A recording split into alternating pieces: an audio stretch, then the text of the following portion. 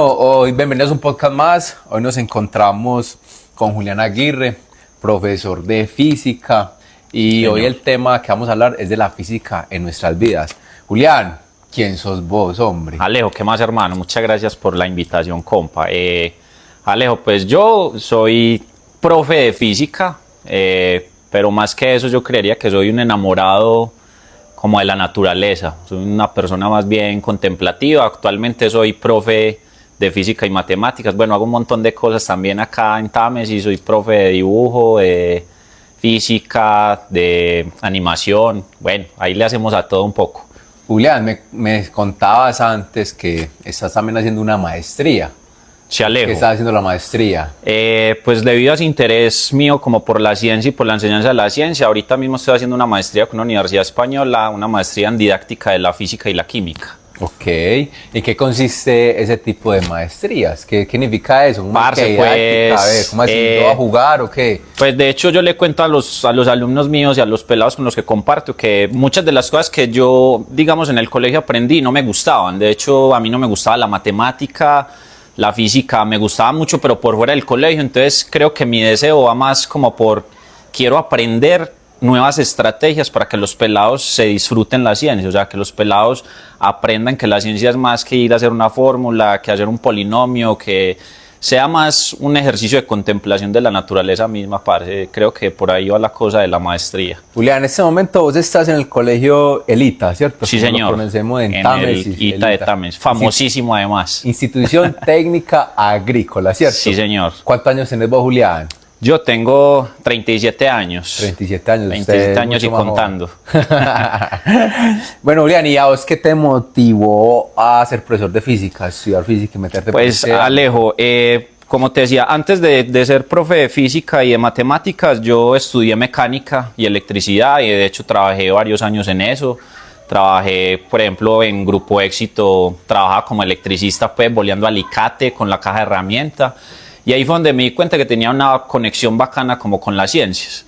Y me di cuenta que tenía potencial para estudiar. Y por allá un cura en La Ceja, en un colegio católico, trabajando yo como electricista, me dijo: hey, Juli, ¿no te animas a dar clases? Y yo le dije: de una. Y empecé a trabajar, de hecho, como profe muy joven. De hecho, hace más de 17 años que voy dando clases. Y empecé así, o sea, empecé como un pelado que estudiaba electricidad, que trabajaba electricidad y que empezó a estudiar para ser profe en simultáneo. Qué Ahí chévere. fue donde le di a la pelota de la educación. Va a salir un poco del guión técnico que tenemos y me surge esta duda y es ¿qué tan fácil o qué tan difícil es entrar al magisterio? Pues porque tengo como compañeros que están interesados en meterse allá, ven que es una buena opción pues en este país como para tener una seguridad laboral. ¿Qué tan fácil, qué tan difícil es estar en estos Pues campos? Alejo, yo creería que más que el acceso mismo como tal, como una prueba, porque de hecho hay que hacer una prueba, hay que pasar varios filtros para entrar. Yo pensaría que es más las convocatorias que hace el gobierno, es decir, muchas veces las convocatorias dependen de si el gobierno es de derecha, si el gobierno es de izquierda, si el gobierno está a favor o en contra, digamos, de la filosofía de la educación. Entonces, a veces las convocatorias se hacen muy seguido y a veces tardan mucho. De hecho, yo la última vez que me presenté hacía como 4 o 5 años que no hacían convocatorias para los maestros. Entonces, por ejemplo, una persona que en este momento quiera ser profe en el magisterio colombiano tendría que esperar a que haya una nueva convocatoria abierta donde uno se inscribe, bueno, y hace unos exámenes de admisión. Por ejemplo, a mí me tocó hacer un examen de admisión, como lo hacen en las universidades. Uno presenta unas pruebas y dependiendo de cómo lo hayan en las pruebas, pues bien, a mí me fue bien, me fue, pues, corrí con suerte en el examen. Y ya después de eso, pues ya te califican experiencia laboral, si has estado, pues, vinculado al gobierno de alguna manera, te hacen unas pruebas psicotécnicas y ya con eso te suman los puntos y estás listo, si te da el puntaje para entrar al magisterio. Julián, Hay un filtro ahí. ¿Dónde estudiaste? ¿Estudiaste física? No, ¿Cómo yo tal? estudié licenciatura en matemáticas y física Licenciatura. en la Universidad de Antioquia. En la universidad. Y terminaste ahí y ya empezaste a estudiar ya esta maestría. ¿Dónde estás estudiando esta maestría? Esta maestría la estoy haciendo en la Universidad de La Rioja, en España. Ok. Es una maestría virtual. Virtual. ¿Y tenés alguna vez que ir allá o no? No, sería muy rico, pero la maestría sí me ha entregado un título que es homologable en toda la Comunidad Europea, entonces yo pues podría ejercer mi profesión en Europa, pero como tal yo estudio aquí en Colombia, aquí pues ya recibiré mi título y eso me va a servir pues obviamente Para escalonar. más que para escalonar, pana, yo creo que es para que los chicos reciban una estrategia de enseñanza distinta. Yo creo que por ahí va la cosa. Más porque hay muchos profes, pues, y con todo el pesar lo digo, hay muchos profes que lo hacen porque quieren tener un salario mayor. Bueno, y no está mal tener, digamos, ese nivel aspiracional, pero yo creería que es más por hacerlo mejor, o sea, por cambiar los paradigmas de la educación. Qué bueno que haya profesores que piensan así, cambiar los paradigmas y como que se dé la educación de una manera, como dijimos, más didáctica y claro, que se enamoren del cuento. Bueno, entrando en materia, ¿qué es la física y por qué es tan importante la física? A ver.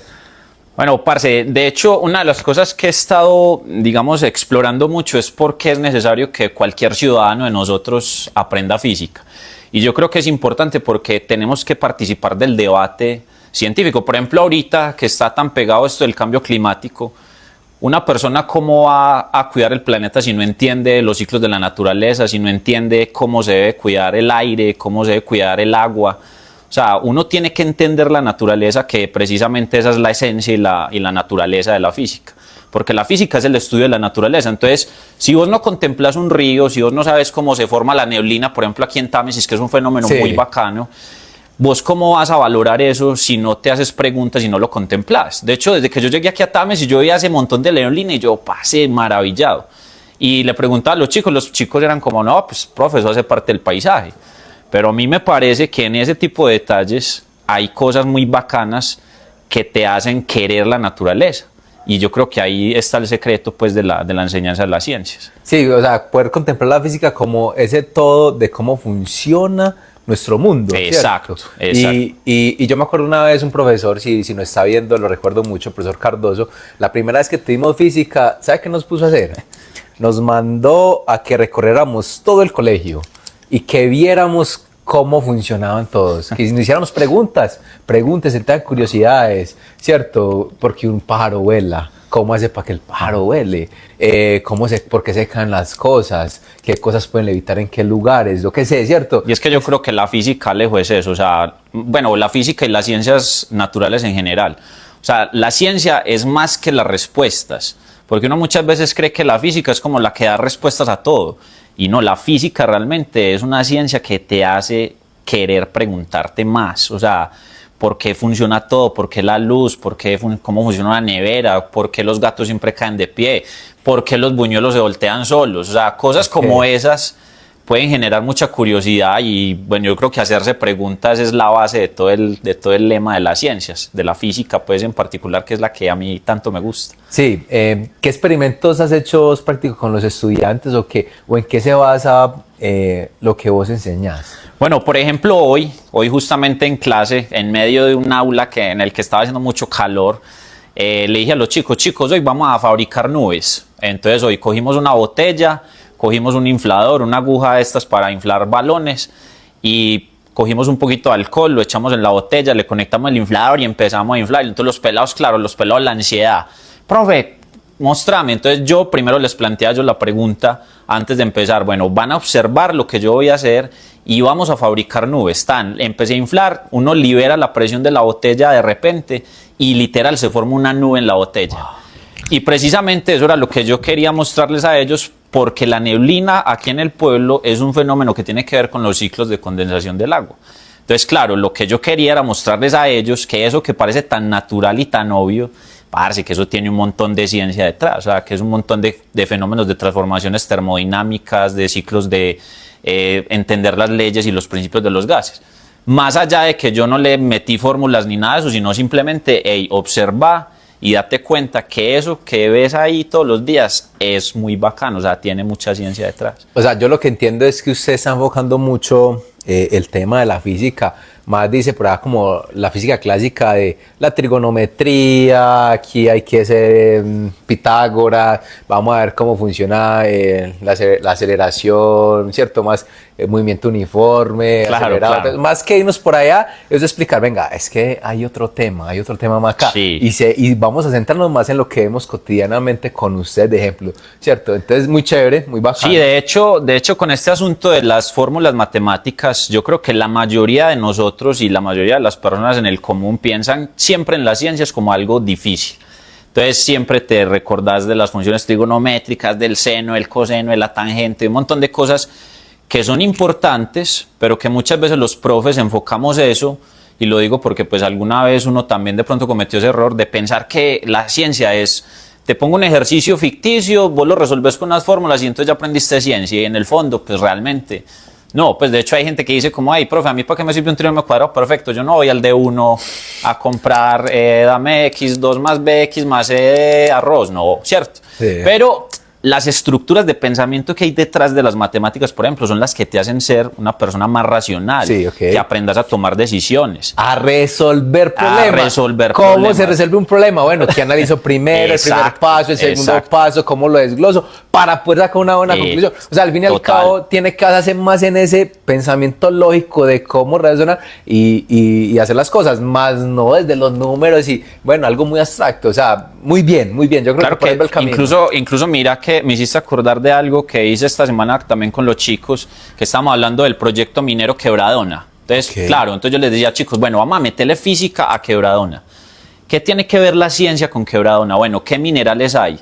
¿Cómo se extrae el cobre? Ah, que es que, profe, que es que para extraer el cobre se necesita ácido sulfúrico, que es que se necesitan espumantes, que se necesitan tantas toneladas de agua para extraer una sola tonelada de cobre, ¿cuánto cobre hay? Entonces, claro, ahí no estamos haciendo realmente matemática de último nivel, pero sí estamos generando un pensamiento crítico sobre el territorio y sobre los usos de la naturaleza. Entonces, creo que por ahí también... Claro, porque se empieza a ver qué se necesita para poder extraer todos esos tipos de minerales y y al fin y al cabo, ¿qué va a causar eso? O sea, si yo digo, bueno, yo necesito tantos litros de agua, tanto mercurio, tanto agua, o sea, ay, puta, entonces, ¿cómo es ese tema? Bueno, súper. Súper bueno, otros ejemplos. Bueno, Julián, vamos a ir como a una pequeña actividad que tenemos acá, es como un reto de física, un juego de afirmaciones. Corchando al profe. Hay un tema, pues, y para los que nos estén viendo también. Si uno suelta un martillo y una pluma al mismo tiempo en la luna, ¿caen igual? Sí, señor. Porque caen igual. De hecho, ese experimento lo hicieron en las misiones Apolo. Cuando llegaron a la luna, no recuerdo bien si fue Buzz Aldrin o Neil Armstrong, llevaron un martillo y una pluma para hacer el experimento de Galileo en la luna, porque Galileo dijo, los cuerpos en el vacío caen igual. Y estos manes llevaron, de hecho ese videito lo pueden encontrar por ahí en YouTube, está el video, aunque hay gente pues que dice que fue todo un montaje, pero está el video donde el astronauta suelta la pluma del martillo y los dos se ven caer al mismo tiempo, porque no hay efecto del aire, es decir, no hay fuerzas actuando sobre el martillo más que la fuerza de la gravedad, y como ambos cuerpos están siendo jalonados por la gravedad de la luna, pues ambos van a llegar al suelo al mismo tiempo. Entonces no hay esa fricción como del aire. No hay fricción, entonces, porque ese experimento, de hecho, de la caída libre funciona si se hace en el vacío. De hecho, la NASA tiene en un laboratorio en los Estados Unidos, tienen un gran container donde sacan el aire y hacen experimentos con plumas, con pesas, con bolas de boliche, y dejan caer un racimo de plumas, una esfera, las dejan caer y llegan al suelo al mismo tiempo, súper bacán. Aunque la cámara obviamente es peligrosa porque tienen que generar un vacío, los muros tienen que ser súper robustos, porque si no colapsaría la estructura, claro. Porque se le saca el aire. Listo, otra pregunta. ¿El agua hierve siempre a 100 grados centígrados? El agua no siempre hierve a 100 grados centígrados. Depende del lugar donde estés haciendo el proceso de transformación de estados. Por ejemplo, aquí en Támesis, que estamos un poco por encima del nivel del mar, aquí el agua debe hervir a menos de 100 grados centígrados, porque la presión atmosférica aquí es menor y un proceso como hervir el agua necesita de la presión. Entonces, por ejemplo, si vos llevas un vaso de agua a la luna y lo abrís, pues es decir, lo pones a la intemperie, de una se evapora. ¿Por qué? Porque no hay presión atmosférica.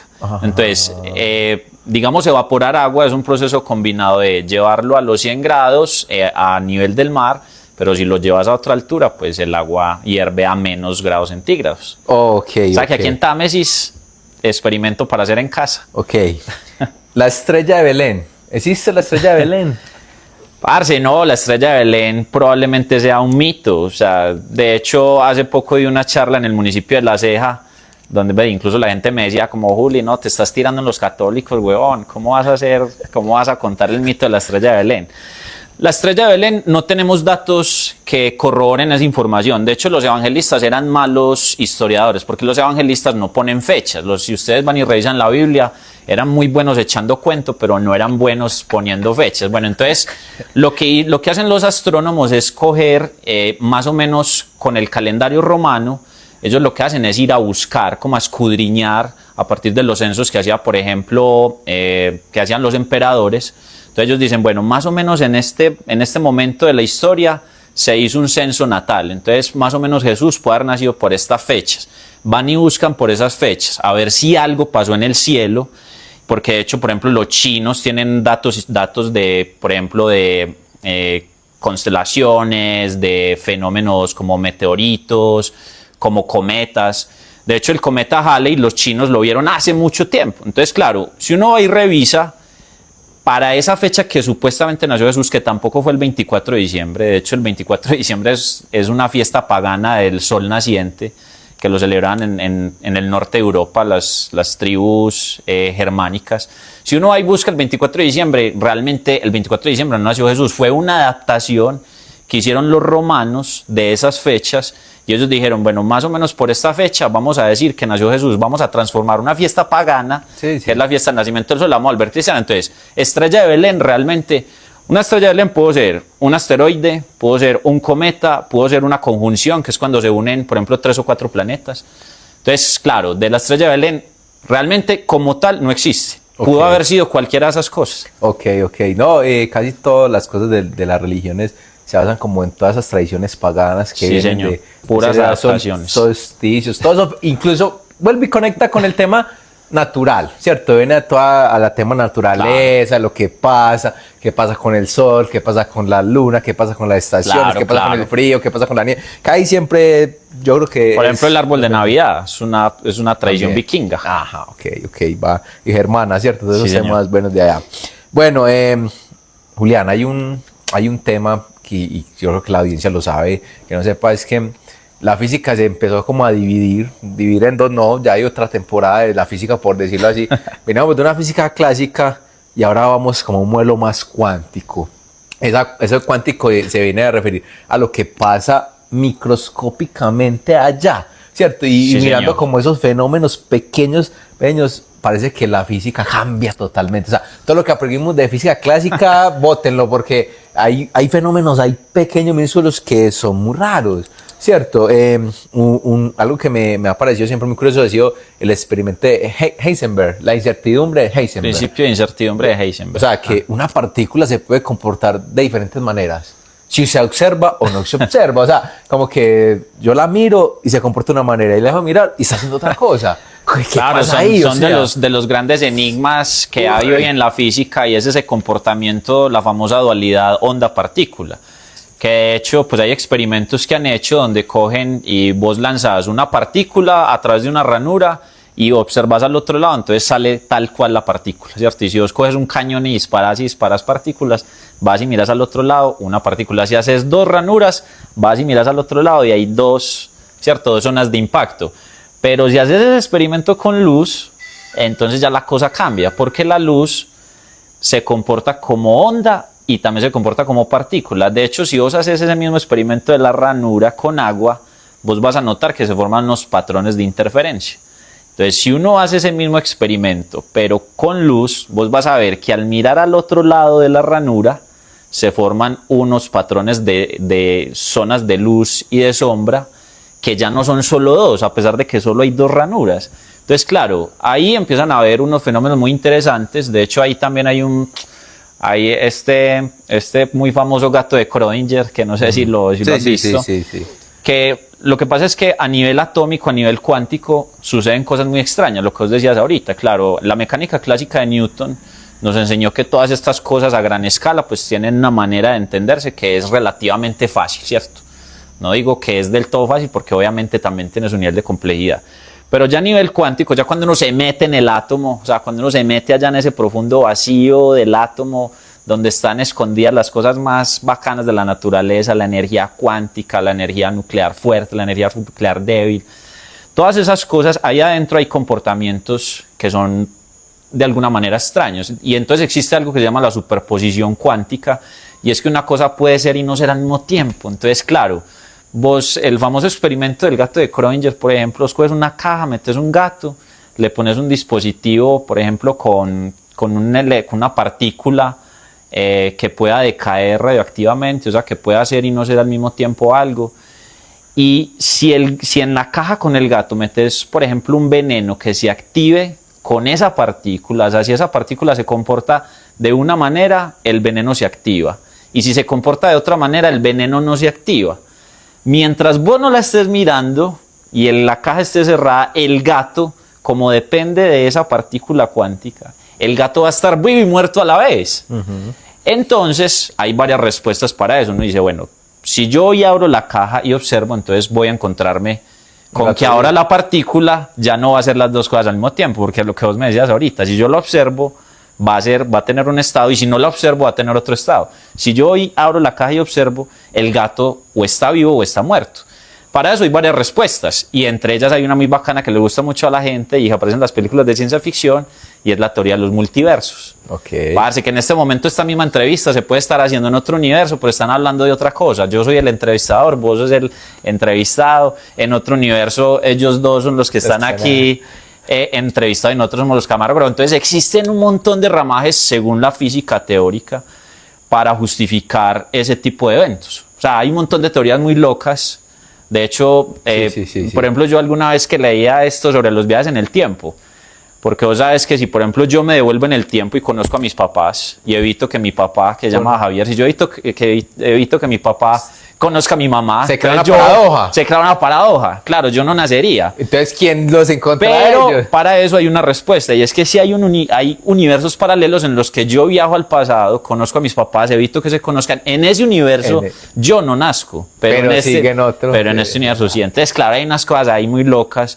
Entonces, por ejemplo, si vos tenés un ser querido, puede que en otro universo esté vivo y en otro universo esté muerto. Por ejemplo, mis abuelitos que ya no están conmigo, es muy bacano pensar en eso, porque posiblemente en otro universo estén vivos. O sea, sería una cosa muy loca. Y incluso a eso iba. Hay algo de la física cuántica que hablan es del tema también de las cuerdas, teoría de las cuerdas, y que hablan que las partículas se comportan según cómo vibren, ¿cierto? Entonces van vibrando, entonces puede ser una u otra. O sea, cualquier partícula puede ser cualquiera en cualquier momento, depende de la forma en cómo vibren, se transforman. Claro, los famosos entrelazamientos cuánticos. Ok, claro, ese ya es el tema. Como... ahí sí ya ese tema lo tengo un poco perdido, pero sí, entonces entrelazamientos cuánticos, y entonces es muy bonito porque al fin y al cabo se pone a ver como uno que al fin y al cabo el universo y todo es como ritmos, canciones que se tocan a una melodía y a ciertas frecuencias para que se dé ese tipo de estado. O sea, yo digo, uy, wow. De hecho, en esas teorías de los multiversos hay gente que, pues hay afirmaciones teóricas que dicen que pueden existir universos en donde, por ejemplo, la gravedad no hace que las cosas vayan hacia abajo, sino hacia arriba. Hay universos en donde los peces vuelan y las aves están bajo. O sea, hay un montón de cosas muy locas, precisamente derivadas de esas teorías de los multiversos. ¿Por qué dice que hay 11 dimensiones en esa física cuántica? ¿Sabes algo sobre eso? Pues la verdad, de esa parte de la física no... Es que igual, como te digo, en la física hay tantas ramas como las pueden haber en cualquier profesión. De lo de las 11 dimensiones, la verdad, no conozco mucho, pero sí es cierto que... la física cuántica, la física relativista, la física moderna, o sea, cada ramaje de la física seguramente te va a conducir a unos pasajes en los que vas a tener un montón de preguntas, pero esa me queda de tarea. Es muy curioso porque a eso iba, o sea, dicen que nosotros percibimos 3 dimensiones, largo, ancho y profundo, ¿cierto? Y que al no poder percibir esas otras dimensiones, ¿cierto? Al no poder percibir otras dimensiones, no entendemos muchas cosas de las que suceden alrededor de nuestro universo y que pueden estar conviviendo con nosotros, pero al no tener esa capacidad, entonces la vemos como fenómenos raros. Entonces ahí es donde explican que, por ejemplo, los fantasmas se pueden dar a eso, pues, o sea, explicaciones así de mundos paranormales y cosas, porque no es como es que el ejemplo, pues claro que ponen, vos digas un muñequito en una hoja de papel, le pones una carita y todo. Ese muñequito ve en 2 dimensiones, largo y ancho, no de la Sí, profundidad. señor. Entonces, si ese muñequito tuviera vida y yo le pongo el dedo encima en la hoja de papel, él no va a entender el dedo Esa completamente, lo va a entender como apenas largo y ancho, y él tiene más dimensiones, entonces lo va a ver raro. Hay un capítulo de Cosmos de Carl Sagan, que es Ajá, el famoso creador de la serie de científica más vista en el mundo, recomendada obviamente para los amigos Súper. del podcast. Hay un capítulo en donde Carl Sagan explica eso con una hormiga y una naranja. Él dice, si vos pones una hormiga a caminar sobre una naranja, la hormiga solo va a entender el universo de ella, lo va a entender en 2 dimensiones, o sea, hacia allá y hacia los lados. Si algo le aparece de arriba, lo que vos decís, claro, la tercera dimensión va a ser, Súper loco va para a él, ser no muy va a abstracta, entender. ¿cierto? Muy abstracta, Pues ok. aunque no sabemos lo que piense la hormiga, pero probablemente haya algo ahí que sea paradójico en el ejemplo. No, muy bien, Julián, me parece muy bien. Felicitaciones por seguir estudiando y mirar ese estudio, esa maestría como tal, y es para entregar un insumo más masticable, por así decirlo, a los estudiantes, poder cambiar también las percepciones que tienen los jóvenes acerca de la física, las matemáticas, y que puedan tener ese punto de vista mejor. Porque a mí me cambió mucho, digo la verdad, y el profesor que me dio física también me dio estadística, y él trató de siempre hablar muy desmenuzada, y a mí me sirvió eso tanto para mi grado, para mi carrera de pregrado, como para el posgrado que hice, y la sigo Claro, utilizando, claro. y me sigue abriendo mucho la mente, ¿cierto? Incluso cuando estudié programación me ayudó a superar las frustraciones. Entonces yo creo que por ahí el camino, felicitaciones, Claro, porque necesitamos claro. profesores más como usted. Sí, Julián. es verdad. Por ahí también hay que trabajarle a lo de las habilidades blandas también. Es que de hecho uno como profe también tiene un montón de demandas, porque igual vos tenés a 30, 40 pelados, Ok, y vos tenés una responsabilidad con 40 seres humanos, parce, y eso es desgastante. De, claro. de hecho, este mito de que hay profes en los pabellones de psiquiatría es cierto, o sea,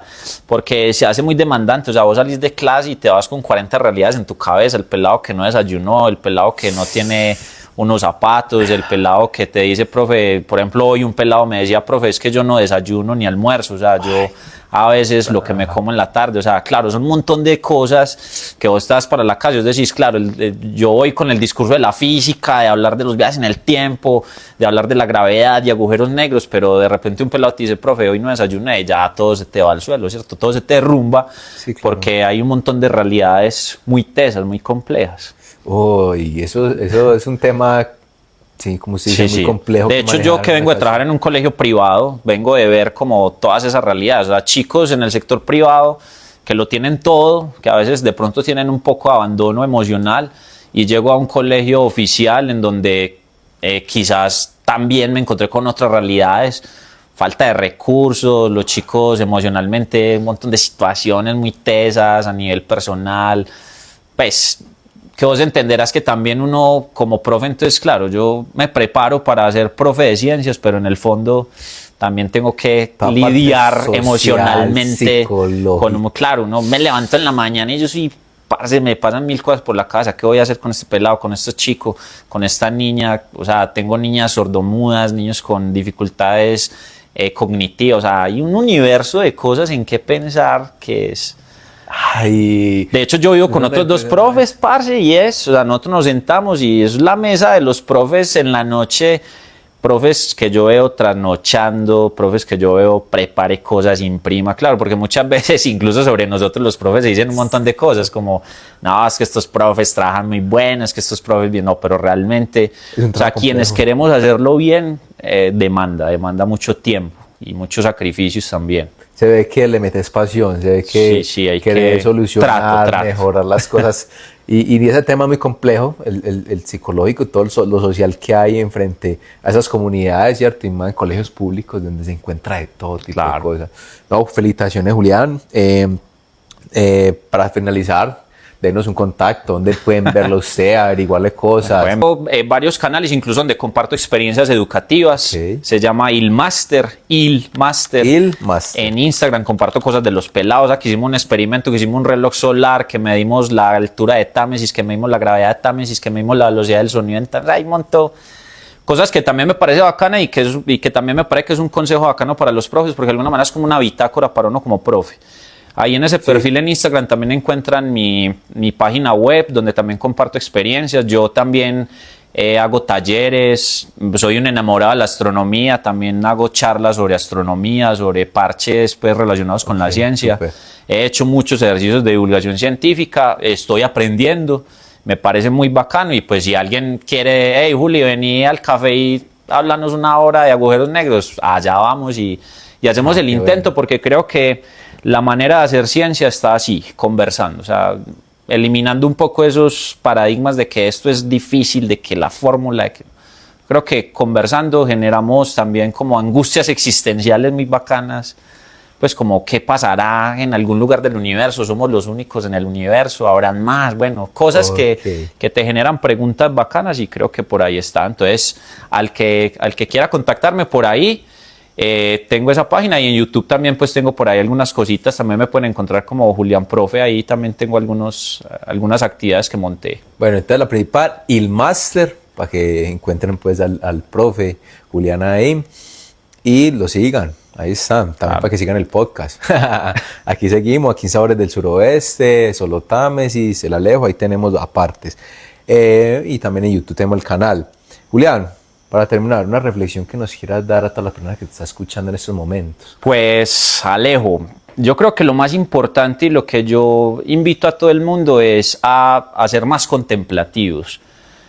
Yo no invito a la gente tanto como a hacer ciencia ni a leer ciencia. Yo lo que invito es a la gente a ser contemplativos, porque quizás usted parándose a ver el Valle del Cartama y ver las nubes en la mañana, quizás eso te abra tantas preguntas como le pasaría a cualquier científico. Entonces creo que por ahí pasa el asunto. Si vos sos contemplativo, seguramente se te va a prender la chispa y vas a querer saber más. O sea, hay que tener detonantes. Si vos estás para Río Frío y te metes al agua y te pones a ver el agua unos 5 minutos, soltá el celular y abandona todo y contempla, que yo creo que la contemplación es el secreto para uno aprender ciencia, porque finalmente la ciencia es un lenguaje de la naturaleza, eso no tiene otra. Muchas gracias, Julián. Listo, muchas gracias. Dios Alejo, muchas gracias, papá. Las mejores. Hasta luego.